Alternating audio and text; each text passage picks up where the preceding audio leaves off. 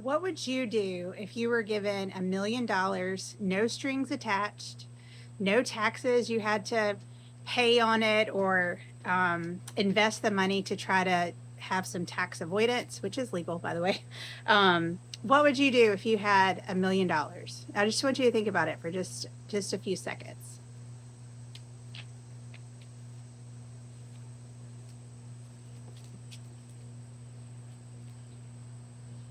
So today we are reading the last part of Acts 4, which is verses 32 through 37. So if you haven't read those, pause the video and get those verses read.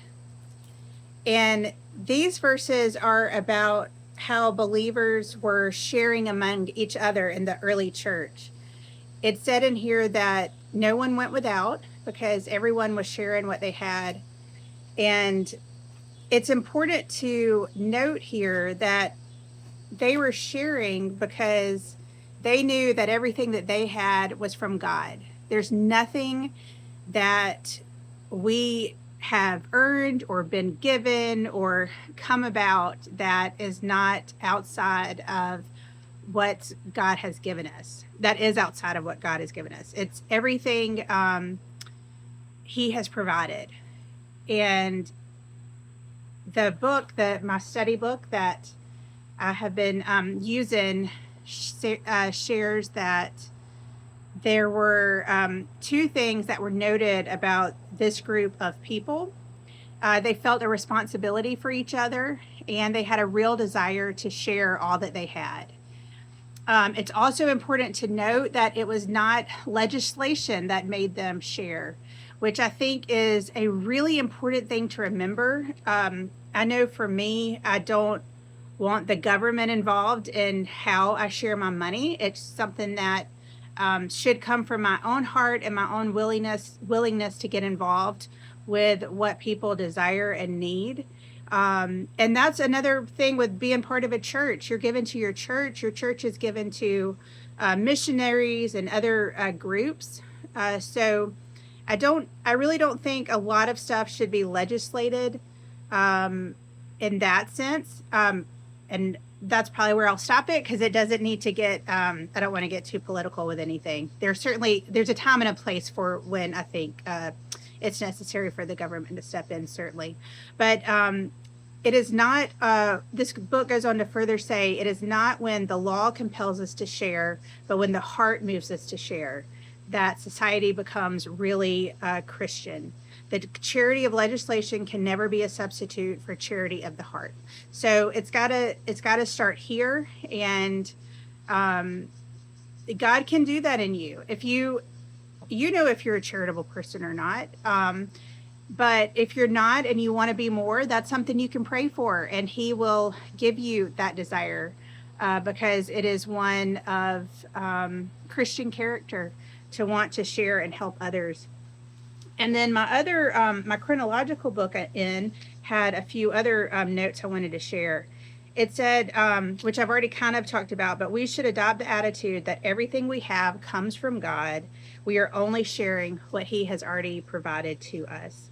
So once you can get your head into understanding and really believing that, it becomes easier to share. And if your heart's not there yet, maybe it's because you're not a Christian yet, or you've just started your walk and you haven't really gotten there.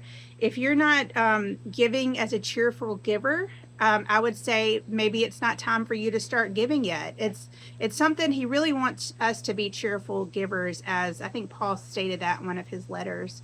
But if you know that that's a desire that you do want to have, just pray about it. And the more you pray about it and get to know God and all that He's done, you will just come away with such a sense of gratitude that you want to give back to Him.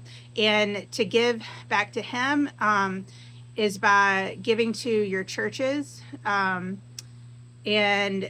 that's furthering the kingdom of Christ, and also giving to other people, treating them as Jesus would want you to if He were here, by giving to them.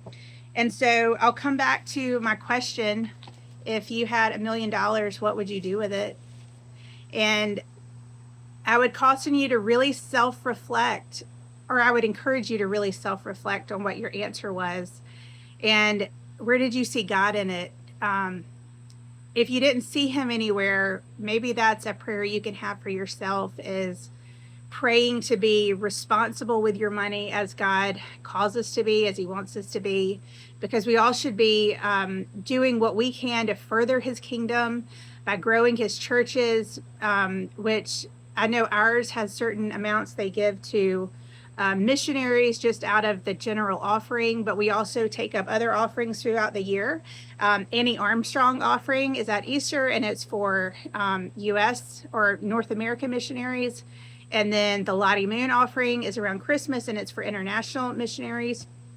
So, and there's plenty of other ways to give. Young Life Washington County is a great new organization that I know a lot of kids that have gone there wouldn't have gone to church groups otherwise. So there's a lot of different ways you can give. There's a lot in our own community in Washington County, and I'm sure any of you who are outside of Washington County have your own. And maybe this is a great video to drop other places that you know of that are great ways to support the kingdom of God. One I've mentioned before also is Rhonda and John Harmon, who are from Washington County, and they're missionaries in Costa Rica doing wonderful work down there. So I'll drop their link again. I'll also say that my mom has a booth at Cornerstone in Sandersville and at the market on Central, but she's got some of the goods that the Costa Ricans with Rhonda and John make, as well as, I don't know if she has any of their coffee right now, but I think she may be getting that back into one of her booths.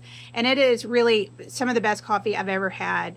Really smooth, delicious, grown in Costa Rica, but roasted right up the road in Louisville. And anytime there are their coffees here, it's really freshly roasted very quickly after it's sent out to whatever stores have it. So I'll keep plugging that one in because it is really delicious. And there's other things that the natives in Costa Rica make, different bags and jewelry, things like that. So I'll try to post some more of that, because all the proceeds go back straight back to John and Rhonda to use how they think is best. But y'all drop some comments on some other ways that places that we can support furthering the kingdom of Christ, because money certainly helps drive a lot of the activities that are being done. So that would be great. And tomorrow we will be getting into Acts 5. So let's just do Acts 5, 1 through 11. And I hope you're making plans to go to church tomorrow. And I hope you'll have a wonderful rest of your weekend. Bye.